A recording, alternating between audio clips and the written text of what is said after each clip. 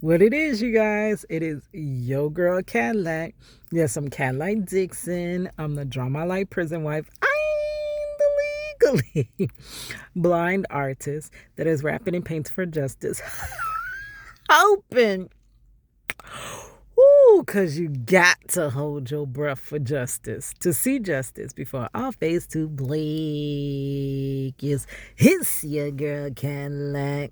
Well, it's what is it? October the 30th, 2025.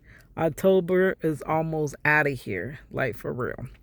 So, October had a lot of significance, right? First, we had October the 2nd, National Wrongful Conviction. Oh, hold on. They amended it. It's International Wrongful Conviction Day, and was also Marcello Jackson's 44th birthday. Then we were, oh my goodness, breaking our backs, our heads, our everything, trying to get ready for my dad's, what is it? He was 70th birthday, surprise birthday. So we had to plan all this, get everything ready, to house everything in order. Well, shouts out to my sister. She actually put everything like designing together. She is really good with party planning, event planning. Her and her friend, they really did a great job. We had a backyard party, and he had his family from Chicago come in. He was so excited. Like, he didn't even know. Like, but once it, I still didn't edit the vlogs, so I'm gonna get them out soon, I hope. But it was just, everything was just so time crunched or whatever. But I'm gonna get them out so y'all can see his reaction.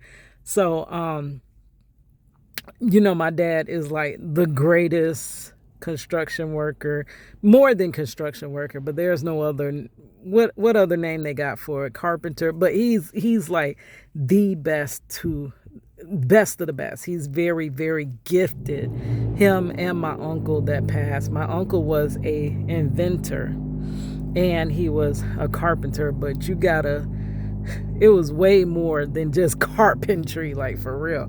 They are the best of the best. That's why they were picked they built skyscrapers in Chicago. Y'all know a lot. My dad, when we go back to Chicago, he points you out all them buildings. See that? We did that building. We worked on that building. He gonna tell you all them buildings. And he knows all the names to the buildings too, girl. But then they came down here and were working on buildings as they was trying to build up Orlando. That's how we relocated to Orlando. I used to be salty. I'm like, why I couldn't grow up in Chicago like everybody else? Like, why I'm down here in Orlando? Like, girl, I'm the only BLK girl around. Like, for real.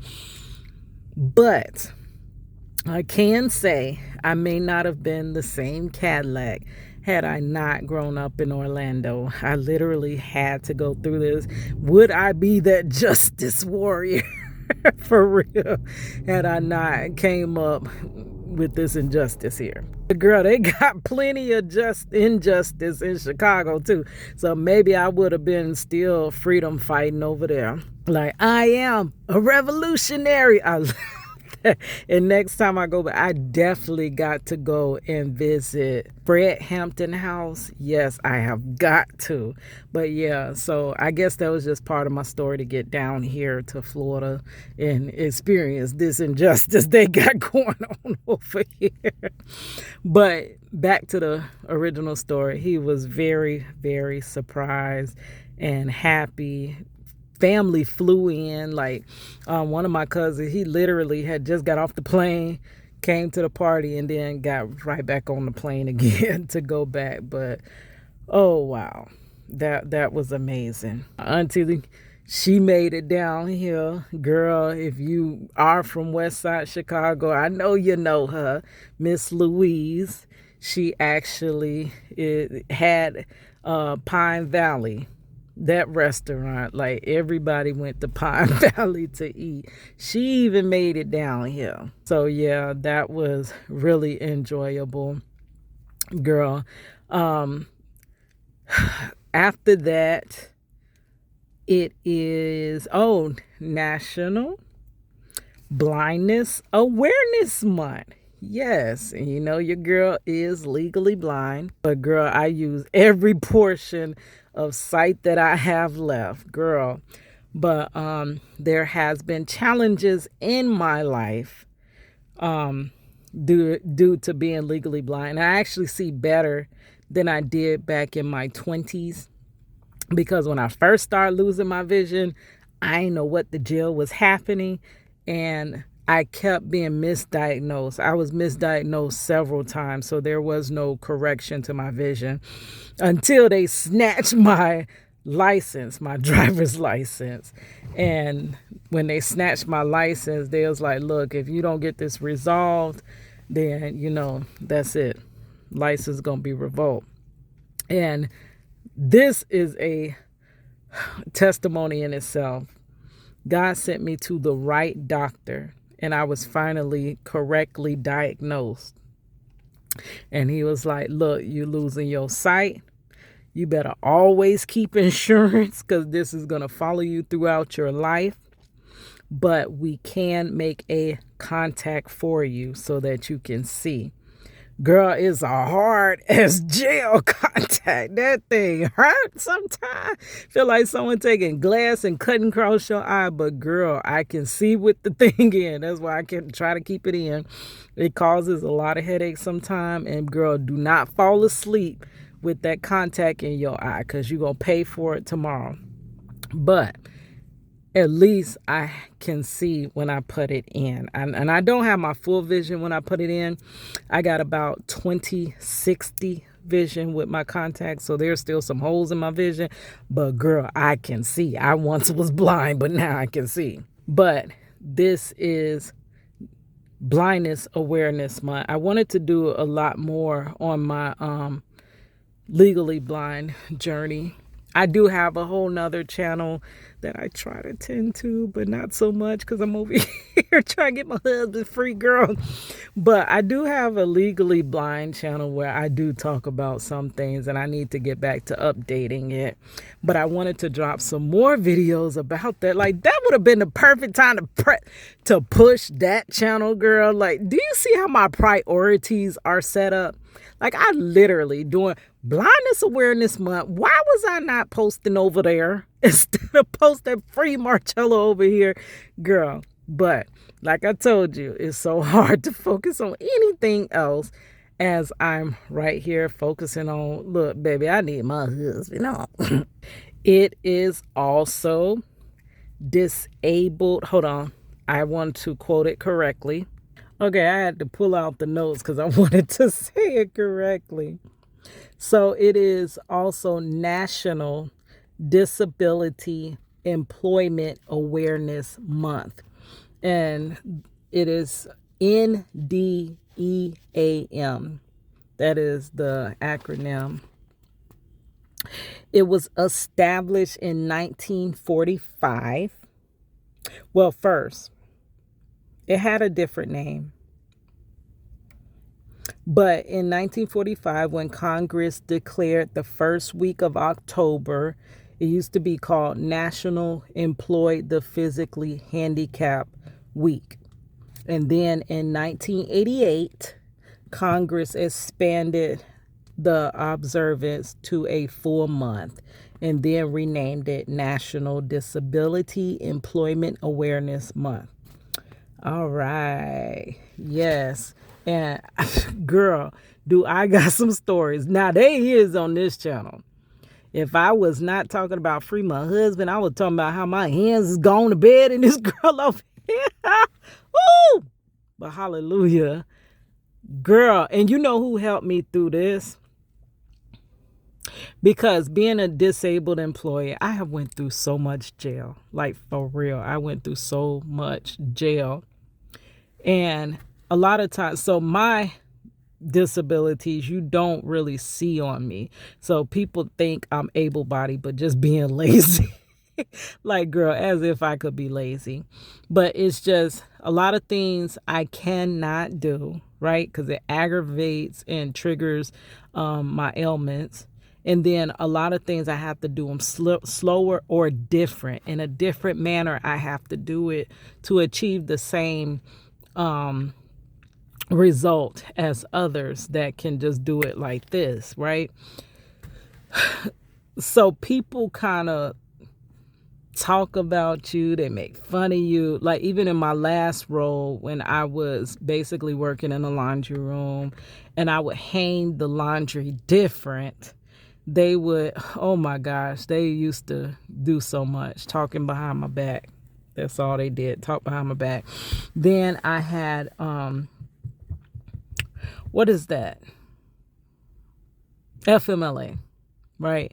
That's where you can take off days due to your ailments, but you don't get penalized by your job, right?